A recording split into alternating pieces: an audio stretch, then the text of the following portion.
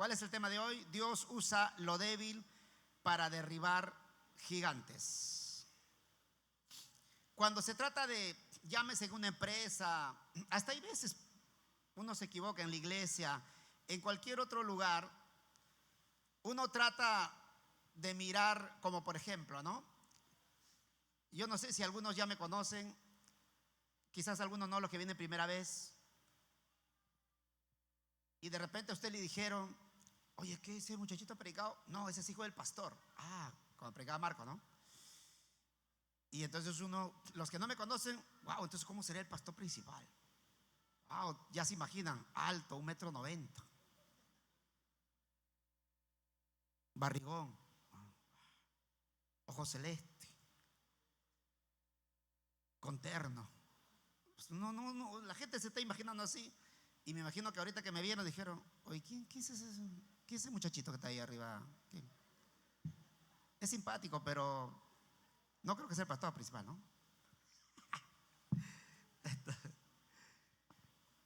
Entonces la gente suele mirar la apariencia, suele mirar el contenido, me refiero al conocimiento que pueda tener uno, pero sin embargo Dios no mira así.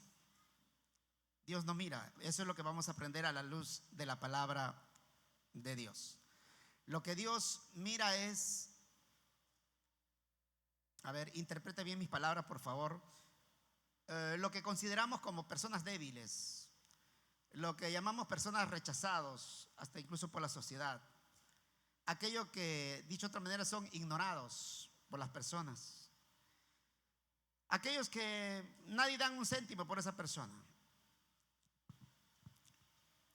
A ellos Dios lo toma en cuenta. Así que si usted se identifica con el mensaje de hoy, yo le animo que pueda aplicar este mensaje en su vida personal en todas las áreas. A ver, 1 Corintios capítulo 1, verso 27 en adelante dice: sino que lo necio del mundo escogió Dios para avergonzar a los sabios, y lo débil del mundo escogió Dios para avergonzar a lo fuerte, y lo vil del mundo y lo menospreciado escogió Dios, y lo que no es, para deshacer lo que es, a fin de que nadie se jacte en su presencia. Así que Dios no trabaja como nosotros los seres humanos trabajamos. Dios no mira como nosotros miramos. Dios no piensa como nosotros pensamos. Pero debemos conocer cómo Dios habla, cómo Dios mira, cómo Dios piensa, etcétera. Y nosotros hablar, por decirlo así, el lenguaje de Dios. Entonces hemos de ser prosperados y bendecidos.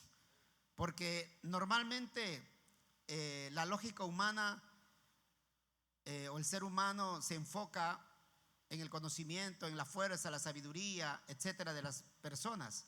Pero Dios es todo lo contrario. Dios es todo lo contrario. Cuando usted revisa de los grandes hombres de Dios en la Biblia y aún en la historia, se va a dar cuenta que cuando en su niñez o adolescencia no eran nada, nadie daba un céntimo por ellos, y Dios los escogió. Y cuando hemos leído, ¿y por qué?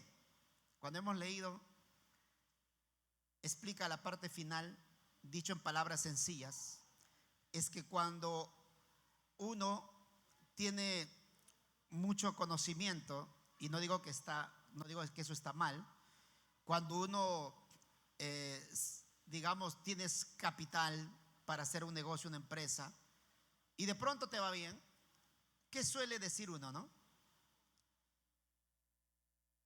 Yo lo hice con mis fuerzas, yo lo hice con mi conocimiento, este pechito lo hizo. Y eso es orgullo.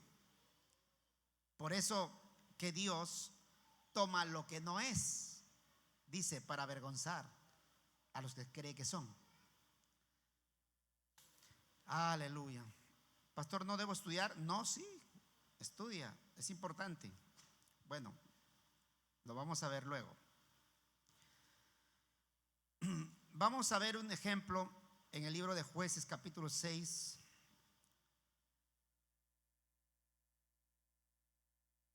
Dice así, verso 11 y 12. Y vino el ángel de Jehová y se sentó debajo de la encina que está en Ofra, la cual era de Joás Abieserita, y su hijo Gedeón estaba sacudiendo el trigo en el lagar para esconderlo de los madianitas. Y el ángel de Jehová se le apareció y le dijo: Jehová está contigo, varón esforzado y valiente. Jueces capítulo 6, verso 15. Entonces le respondió: Señor mío, ¿con qué salvaré yo a Israel? He aquí que mi familia es pobre en Manasés, y yo el menor en la casa de mi padre. Vemos aquí a un varón llamado Gedeón, en el cual Dios se fija en él. A través de un ángel le habla. ¿Y qué le dice? Varón esforzado y valiente. ¿A quién le está diciendo esa palabra?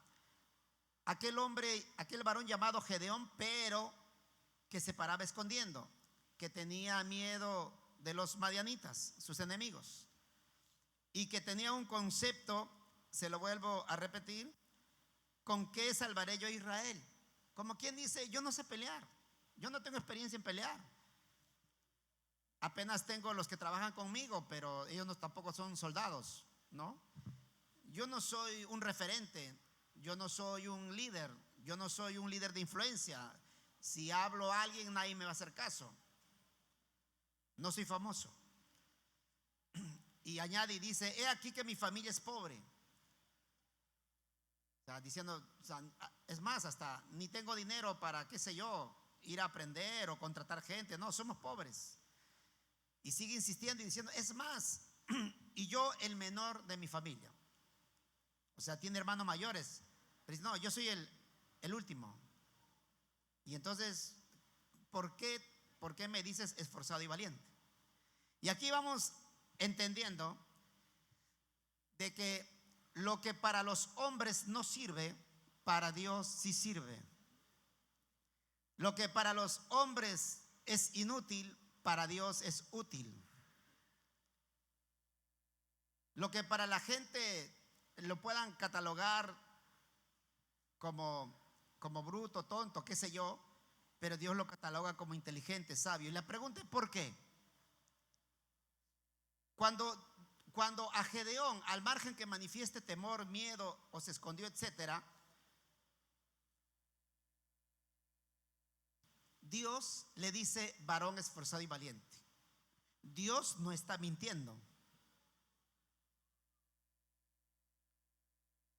Que quede claro, Dios creó la naturaleza, los animales, la planta, etcétera, y Dios creó al ser humano. Y Dios lo hizo bien, lo hizo perfecto. Yo no creo que exista un solo ser humano defectuoso, no lo creo. Hasta cuando veo o leo o escucho por ahí de que hubo un discapacitado, o sin brazos, o sin piernas. Por ejemplo, sin brazo, aquella mujer, ¿y cómo cocina? ¿Y cómo se peina? ¿Cómo lo hace? Lo que yo he visto, con su pie. Tiene un dominio, ha dominado, ha ejercitado su pie para eso. Tremendo. Hasta discapacitados manejan carro. No sé si me estoy dejando entender. Mire cuánto potencial hay en el ser humano. O sea, gente con discapacidad, pero hacen más o mejores cosas con gente que tienen todas sus extremidades, están completos. Es sorprendente. El problema es que esa gente, aquellas personas que logran hacer cosas no teniendo su cuerpo completo, es que están muy creídos que aunque no tengan brazos o no tengan piernas, hay algunos que son hasta ciegos y hasta andan mejor de los que pueden ver. Es que han creído ellos que a pesar de ciertas limitaciones, ellos creen que pueden conquistar, que pueden triunfar, que pueden salir adelante. Por eso le vuelvo a repetir, Dios a cada ser humano, sin excepción alguno, Dios los hizo perfecto. No existe ni uno solo, ni uno. Porque si no, pues Dios sería aquel Dios que se equivoca, que hace malas cosas. No, Dios no se equivoca, Dios es perfecto y todo lo hizo bueno, todo lo hizo bien. El punto está en cada uno de nosotros. Entonces, otra vez le digo lo que dice el pasaje. ¿Por qué le dice Dios a Gedeón: tú eres esforzado y valiente? Pero si él mostraba cobardía, miedo, timidez, escondía. Es que le dice que es esforzado y valiente porque eso es en el fondo lo que es Gedeón. Por ejemplo, ¿has intentado emprender algún negocio? ¿Has intentado estudiar algo? ¿Has intentado hacer algo? ¿Te salió mal? Pero aquello que intentaste hacer algo no define quién tú eres. El que define quién tú eres es Dios. Y Dios dice que todo lo que hizo fue bueno. Es bueno. Por lo tanto, tú eres bueno. Tú eres la perfecta creación de Dios, una manera de decirlo. Pastor, pero es que usted no sabe con qué debilidades todavía tomo un poquito. Pastor, usted no sabe que todavía por ahí una mentirita. Pastor, tengo una debilidad. Pastor, pero le tengo miedo al público. Pastor, yo nunca hablo en público. Pastor, pero dime lo que quieras. Yo solo te voy a decir lo que Dios dice. Igual, tú también eres un esforzado y valiente. Tú eres la obra de Dios perfecta. Hay mucho potencial en ti. El problema es que todavía no lo has descubierto. Por ejemplo, miremos el caso de algunas madres solteras. De pronto tuvieron problemas, no lo sé, se separaron, se murió el esposo, no lo sé. Y la mujer tiene como 3, 4, 5, 6, 7, una docena de hijos.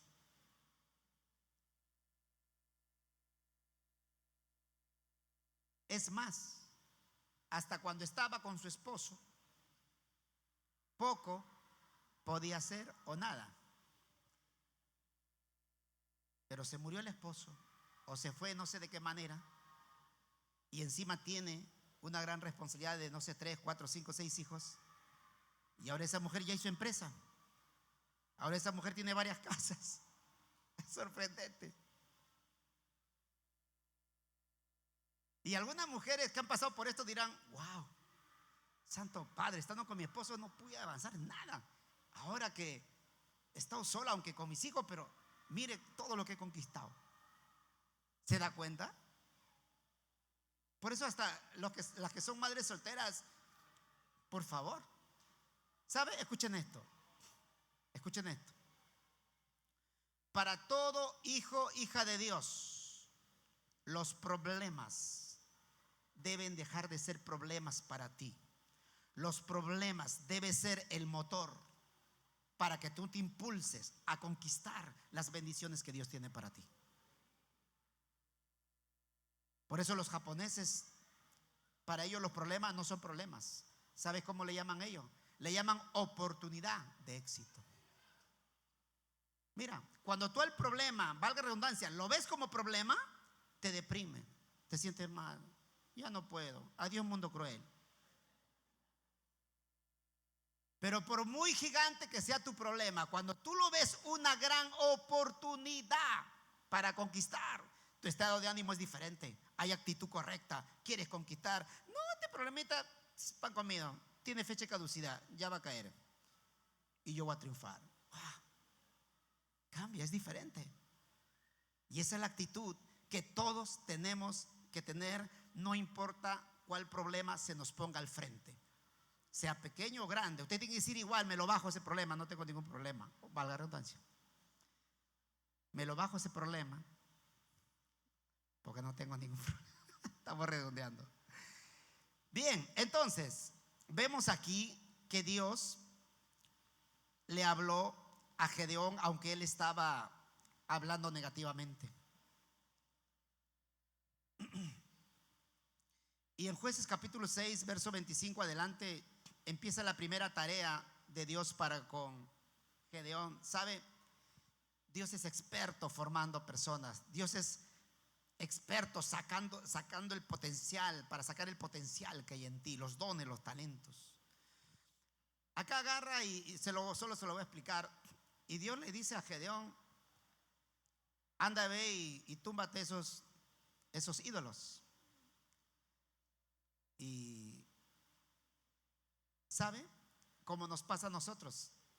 Gedeón dice: no voy a ir de día porque me van a agarrar y me van a chancar, me van a reventar, me van a golpear. Mejor voy de noche. ¿Sabe? Lo importante es obedecer. O sea, lo que trato de decir es que obviamente que Gedeón tenía cierto miedo. Yo creo que a todos nos pasa cuando de pronto, si vamos a orar por un enfermo, con nuestra boca decimos: en el nombre de Jesús es sano.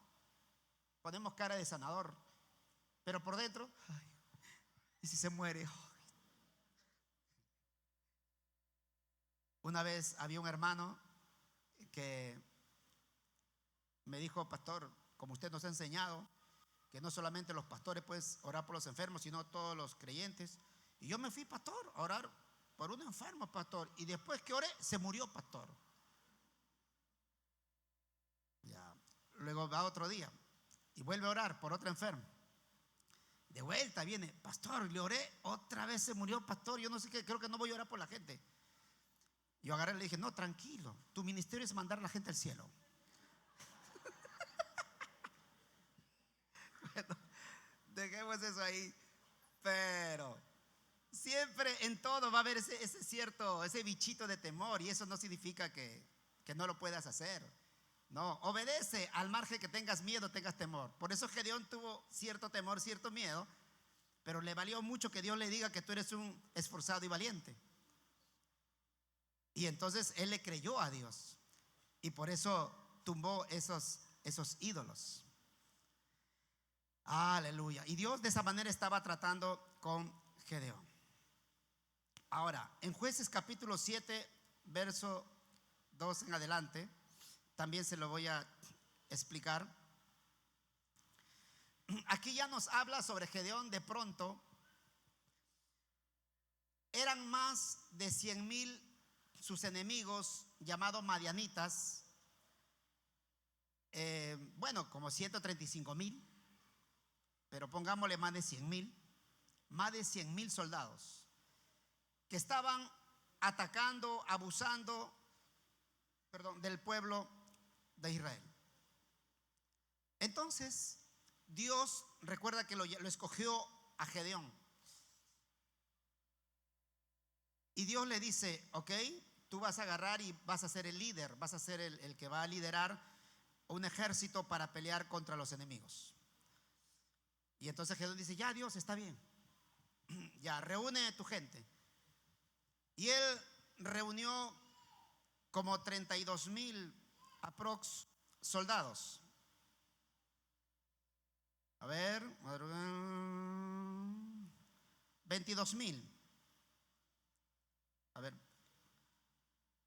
quien tema se treme que madrugue, devuélvase desde el monte Galad. Y se devolvieron del pueblo 22,000, quedaron 10,000 allá, entonces fueron 32,000. 32,000 que logró reunir. Pero en una primera instancia Dios mira, saque su cuenta: 135,000 contra 32,000. Wow, es una diferencia abismal. O sea, de hecho, que los 135,000 o más de 100,000 van a terminar matando a 32,000. Eso es la lógica. Pero Dios le dice: no, esos 32,000 es mucho, baja. Y cuando lo redujo a 10,000. Piense, pelear 10,000 contra más de 100,000, por favor. Y luego Dios le sigue diciendo: no, todavía es mucho 10,000. ¿Sabe a cuánto lo redujo? A 300. Eso es una locura. Pelear 300 hombres contra 135,000, por favor, es una locura. Eso es derrota automática. Pero ahí va la diferencia. No importa cuán grande sea tu enemigo, si Dios está contigo, nadie puede contra ti. Tú y Dios son mayoría.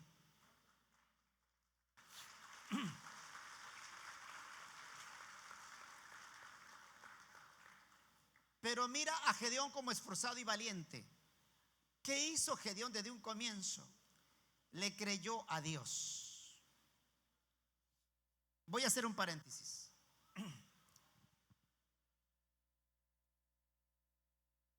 Justo en la tarde me invitaron a almorzar un matrimonio y le iba comentando un poco el tema de cómo para estudiar, para el ministerio, para el pastorado, los requisitos que me pusieron. Cuando uno, bueno, si vas a estudiar, pues ahí te ponen esos diferentes tipos de requisitos, la carta pastoral. Yo recuerdo que me dijeron, tiene que tener una carta pastoral, 2 años de creyente mínimo, tiene que estar sirviendo en tu iglesia en alguna área, tienes que hablar en otras lenguas, etcétera. Me pusieron varios requisitos y gracias a Dios pasé la prueba de todo ello y comencé a estudiar. Pero lo que quiero decir es de que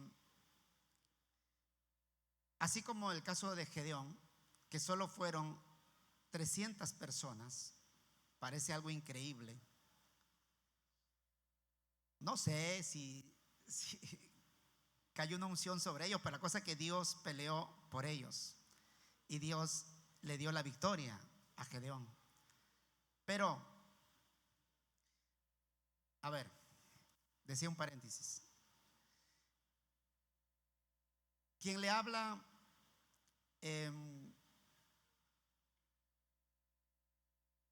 mi trasfondo, mi pasado, vamos a decir, muy triste, muy de todo lo malo. El otro día me hicieron recordar cuando estaba jugando a fútbol, no sé si fue hace 2 semanas, me hicieron recordar un poco mi pasado.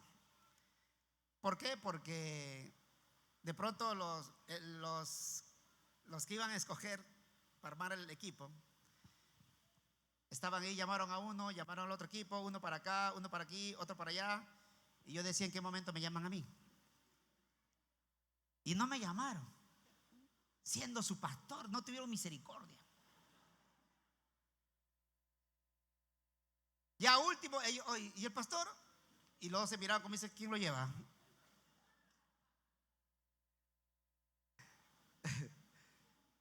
Ese instante me hizo recordar mi pasado. ¿En qué sentido? Es que lo que pasa que cuando estaba estudiando en el colegio, usted sabe que hacen trabajo de grupos y la gente, ellos, los líderes de grupo, escogían a los más bravos y a mí no me escogían. Y ya el profesor tenía que intervenir y ya, el alumno José, ya, tú. Y me aceptaban renegado. Recuerdo que cuando me llamaron a exponer una tarea de un libro, a exponer, le aseguro que usted podrá creer que yo me paré al frente y no podía pronunciar ni una letra, ni una letra. Alumno José, exponga. Y yo sí me había preparado, había estudiado, hasta me había memorizado todo, pero en ese momento me quedé mudo. Yo quería que la tierra me trague, como quien dice. Pero pasaron los años y yo recuerdo que estábamos en Dominicos haciendo iglesia y estaba predicando de lo más normal y un amigo de promoción del colegio, que él era uno de los bravos,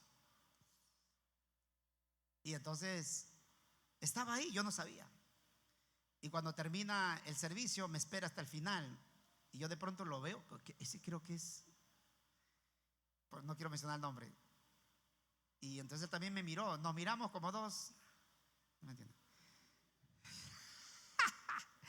Y entonces nos acercamos y nos abrazamos. Y era de la promoción por el colegio. Y sus primeras palabras de frente me dijo, José, me dice, si no te veo, no te creo, me dice. Es que él sabía que yo era cero a la izquierda en público. Y él sí era bravo.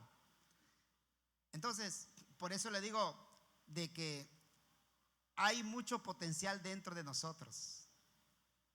Debemos permitir que Dios saque, desarrolle ese potencial que hay dentro de nosotros. Aleluya. Amén, iglesia. 300 contra más de 100,000. Al final lo vencieron. Lo único que tienes que hacer es ponerte en las manos de Dios para que Dios saque ese potencial que hay en ti. En esta noche tienes que tomar esa decisión, ponerte en las manos de Dios. Veamos un ejemplo más. Primera de Samuel, capítulo 16, capítulo 17. Se lo explico, por cuestión de tiempo. Aquí nos habla de David. Gedeón dice que era el menor, dice que su familia era pobre, etcétera, etcétera, etcétera, puro peros. Ahora, con David, similar.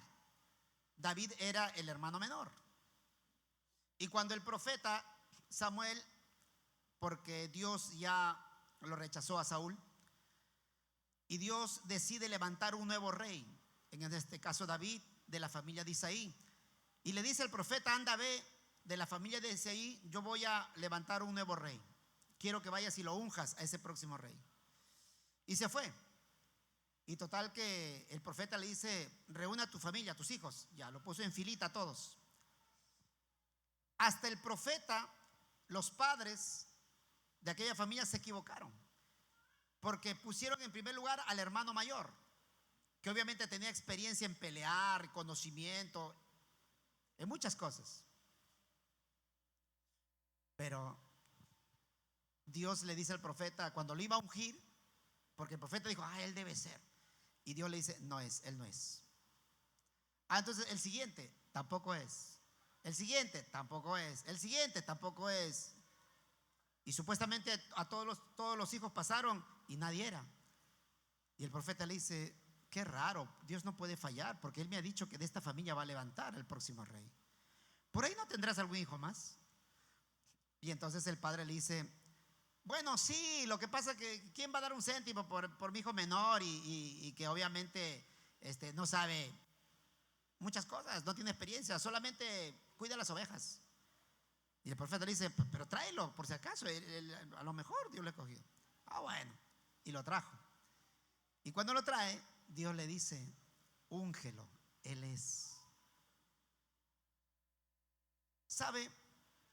Cuando vemos a Gedeón y vemos a David, ambos como que para la gente no son nada, pero lo bueno que ambos decidieron ponerse en las manos de Dios, decidieron confiar en Dios. Recuerde lo que al inicio decíamos: si tú quieres hacer un gran proyecto, Dios no se vale de tu conocimiento, Dios no se va a valer, si es emprendimiento, empresa, negocio, Dios no se va a valer de tu capital. Dios solo quiere tu corazón.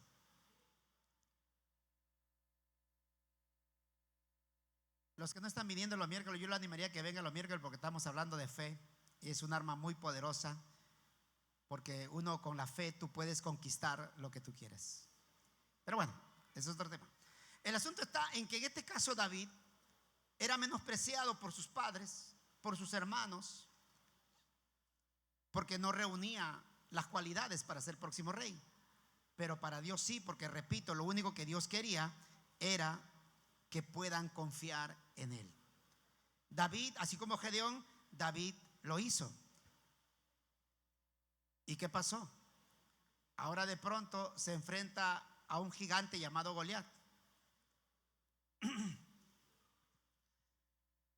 David no se fue a enfrentarlo con una espada. Goliat sí dominaba la espada, sabía pelear.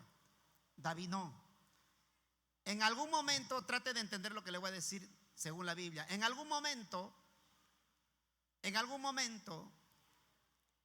Saúl le dice: ponte la armadura, usa una espada. Saúl intentó y no estaba acostumbrado a ello. Escucha esto: cuando tú quieras conquistar algo bueno, no te pongas las armaduras de tu líder, de tu pastor. Aunque para ti sea insignificante lo que tú tienes, usa eso, lo insignificante. Aquí lo valioso no es que tú tienes con referente a las conocimiento, experiencia. Aquí lo que vale es solo que tú puedas confiar en Dios.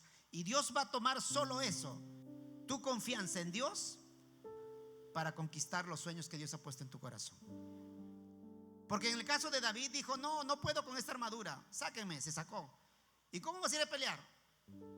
Dicho en otras maneras, es como que David dijera: no, es que yo confío en Dios, Dios está conmigo, Él es más que suficiente para mí. No, David, pero no, mira, te voy a mostrar mi currículum. Maté un oso, maté un león. ¿Cómo no me lo voy a bajar a este? O sea, David estaba confiado en Dios.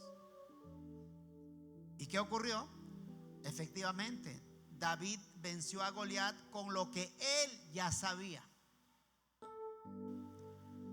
Yo declaro que está entendiendo, que se le está revelando este punto.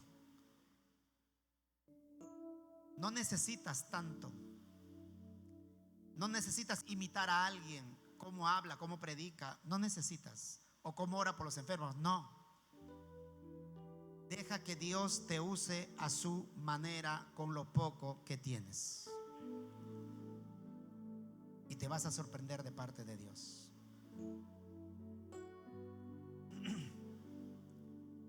Obviamente, yo pienso, no dice la Biblia, pero yo pienso que cuando, está un gigante, estaba con su armadura completa y tenía su casco, pero en todo el casco había un pequeño orificio ahí.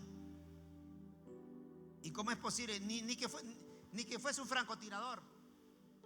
No, David no tenía una pistola ni un arma especial para ello.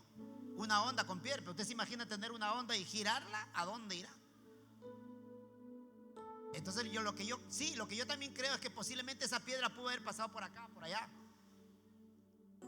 más seguro. Y lo que yo pienso es que cuando David agarra y usa la piedra y la lanza, de repente la piedra se estaba yendo para otro lado, tiró chueco, pero vino el Espíritu Santo, tomó la piedra y lo direccionó en el punto vacío, y cayó Goliat. Por eso, otra vez, no importa qué es lo poco que tú tengas, eso poco que tú tengas lo va a tomar el Espíritu Santo para darte tus victorias.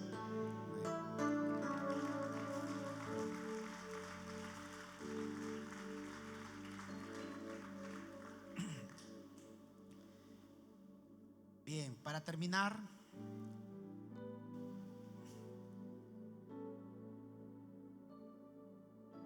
con Gedeón, 300 contra 135,000, pero confiando en Dios pudo vencer. David, con una sola piedra, siendo jovencito, pudo vencer a un gigante, Goliat. Ahora tú tienes que analizar. Gedeón tuvo solo 300, es poquito para 135,000. David solo tuvo una piedra. Tú tienes que analizar qué poco tienes tú. ¿Qué es lo poco que tienes tú? Por ejemplo, si yo te dijera qué es lo poco que tú tienes tú entre varias cosas que tienes, una de las cosas muy importantes que tú tienes es que has tenido la valentía de poder venir a este lugar un día domingo a oír la palabra de Dios. Eso poco es más que suficiente. Tú estás diciendo en medio de tus problemas: yo quiero confiar en Dios. Al venir a este lugar, eso es más que suficiente para Dios. Solo tienes que sostener aquello. Porque, claro, en este momento, por ejemplo, yo me imagino, ¿qué haría usted en esta hora en vez de estar aquí? Claro, algo bueno, como por ejemplo ver en familia una película día domingo y comerse ahí su pollito o algo, comiendo, o su canchita y viéndola y jugando con la familia. Qué chévere, una cosa importante, ¿me entiendes? O quizás salir a pasear por ahí con la familia. O simplemente, bueno, descansar, pues toda la semana he trabajado, me voy a tirar a dormir ya para recuperar fuerza y mañana lunes me levanto y voy con fuerza. También. Pero en vez de todo eso y mucho más, usted prefirió venir a este lugar a oír palabra y adorar a Dios. Para mí, esa cosa pequeña es más que suficiente.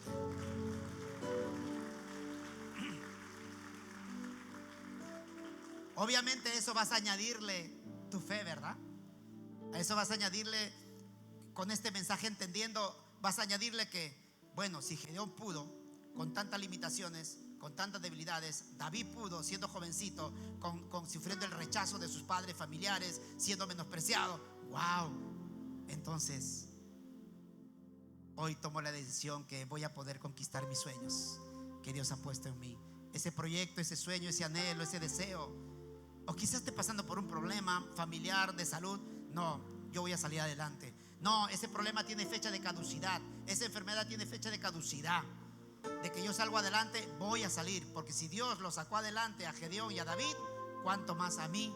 Porque yo también amo a Dios y confío en Dios. Entonces en esta noche usted va a depositar su confianza en Dios. Yo no sé cuál es su necesidad, cuál es su problema, no lo sé. Hay veces hay gente que vienen aquí, pasa esto, hay gente que viene aquí como su último, ¿cómo se dice? Su último día de vivir.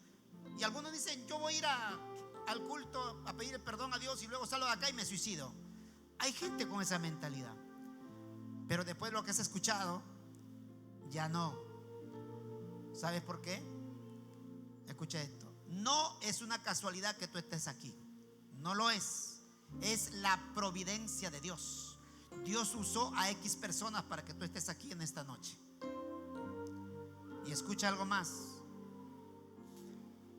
¿Qué pasó con Gedeón y David? Dios, de toda su familia de Gedeón y de toda la familia de David, de toda, serían 7, los otros cuántos serían, pero Dios decidió escoger a uno, a Gedeón, de otra familia, la familia de Isaí, a David.